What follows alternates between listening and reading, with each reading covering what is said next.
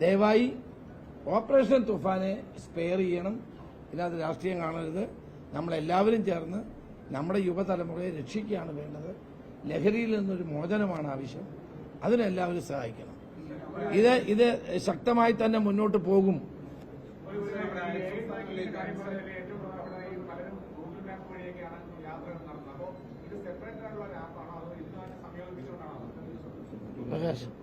നമുക്കിതില് ഇന്നു ഇവിടെ ഇരുന്നിട്ട് നമുക്ക് കേരള സംസ്ഥാനത്തിൽ എവിടെ ആക്സിഡന്റ് സംഭവിക്കാൻ സാധ്യതയുണ്ടോ എന്ന കാര്യത്തിന് നമ്മുടെ ഇന്നത്തെ ഡേറ്റ പ്രകാരം പ്രിഡിക്ട് ചെയ്യാൻ സാധിക്കുന്നതാണ്. അത് വളരെ അതിന് ഞങ്ങൾ കഴിഞ്ഞ 2 മാസമായിട്ട് ഇത് ടെസ്റ്റ് ചെയ്യുന്നു. അത് നമുക്ക് 40-60% വരെ നമ്മുടെ പ്രിഡിക്ഷൻസ് കറക്റ്റായി വരുന്നുണ്ട്.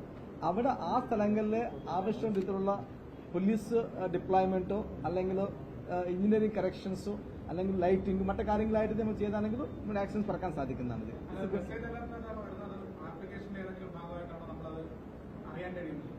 അത് ആക്ച്വലി ബേസിക്കലി പോലീസ് ഡിപ്പാർട്ട്മെന്റിനുള്ള ഇതാണ്. അതുകൊണ്ട് നമുക്ക് മെയിൻ ഉദ്ദേശം എന്താണ്? റോഡിലെ ആക്സിഡൻസ് കുറയ്ക്കുക, ജനങ്ങളുടെ ഈ ഡെത്ത്സ് കുറയ്ക്കുക, ഇഞ്ചുറീസ് കുറയ്ക്കുക. അതിലെ ഭാഗമാണ് മെയിൻ ആയിട്ട്.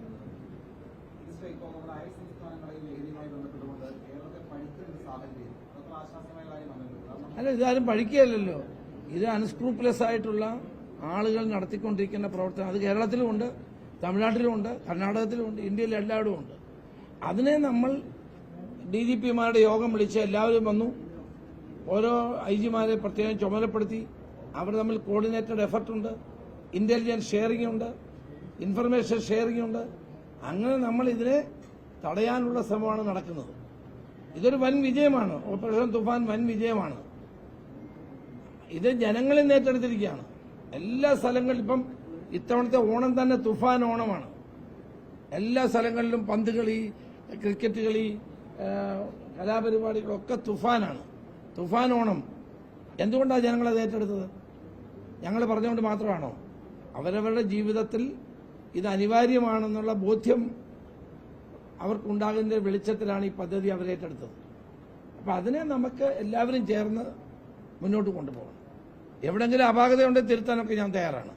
അല്ലാണ്ട് ഇപ്പം കാസർഗോഡ് പിടിച്ച പ്രതിക്കൊന്നും ഒരു നിയമപരമായ നിയമം വിട്ടുള്ള ഒരു സംരക്ഷണം നൽകിയിട്ടില്ല, നൽകത്തുമില്ല. എന്നോട് അടുപ്പമുള്ള ഒരാൾ കുറ്റം ചെയ്താലും അയാൾക്ക് അർഹിക്കുന്ന നിയമാനുസരിക്കുന്ന ശിക്ഷ തന്നെ ലഭിക്കും. അടുപ്പമോ ബന്ധമോ ഒന്നും ഇതിനകത്ത് പ്രശ്നമല്ല.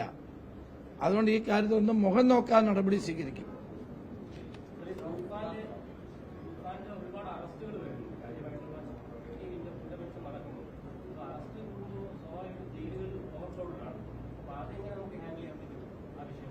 ഇപ്പൊ അത്രയും പ്രശ്നമില്ല. വരട്ടെ, നോക്കാം. അത് ഞാൻ സംസാരിച്ച് ഞാൻ നോക്കാം.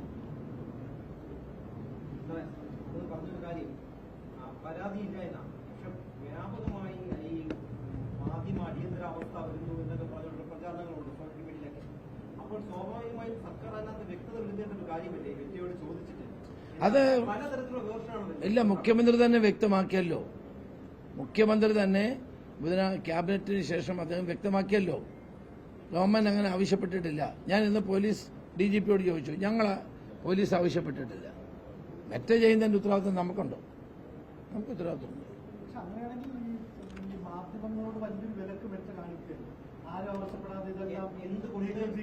അതായിരിക്കാം. പക്ഷെ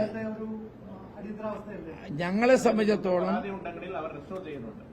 ആ ഇൻഡിവിജ്വൽ മാധ്യമങ്ങൾ പരാതി കൊടുത്തു കഴിഞ്ഞ് രജിസ്റ്റർ ചെയ്യുന്നുണ്ട്. ഇത് ഇവിടുത്തെ നിയമ സംവിധാനങ്ങൾ, ഇന്ത്യയുടെ നിയമ സംവിധാനങ്ങൾ വെച്ചിട്ടാണ് ചെയ്യുന്നത്. IT ഇന്റർമീഡിയറ്റ് റൂൾസ് പറഞ്ഞുകൊണ്ട് ഇവരെല്ലാം തന്നെ സിഗ്നിഫിക്കന്റ് സോഷ്യൽ ഇന്റർമീഡിയറ്റ്സ് എന്ന് പറഞ്ഞിട്ടുള്ള SSMI എന്ന് പറഞ്ഞിട്ടുള്ള വിഭാഗത്തിൽപ്പെട്ട ആൾക്കാരെല്ലാം വേണ്ട. അപ്പൊ അവർക്കുള്ള റൂൾസ് ഉണ്ട്, IT റൂൾസ് ഉണ്ട്, MEITI ഇറക്കിയിട്ടുള്ള റൂൾസ് ഉണ്ട്. അപ്പൊ ആ റൂൾസ് പ്രകാരമാണ് ഈ സംവിധാനങ്ങളൊക്കെ നടക്കുന്നത്. ഇവരെ അൽഗാരിതമും AI ബേസ്ഡ് അൽഗാരിതംസും ഒക്കെ ഇട്ടിട്ടാണ് ഇത് റിമൂവ് ചെയ്യുന്നത്. അപ്പൊ അതിലെ പരാതിയുള്ളവർക്ക് ഇത് ഇവിടെ മാത്രം, ഈ സംസ്ഥാനം മാത്രമല്ല നടക്കുന്നത്, കുറെ സംസ്ഥാനങ്ങളിലും കുറെ സെൻട്രൽ ഗവൺമെന്റിന്റെ സംവിധാനത്തിനോടും ഇത് നടക്കുന്നുണ്ട്. ഇവരൊന്ന് ഓട്ടോമാറ്റിക്കായിട്ട് ചെയ്യുന്നുണ്ട്. അപ്പൊ ആർക്കെങ്കിലും പരാതി ഉണ്ടെങ്കിൽ അത് റേസ് ചെയ്യാം.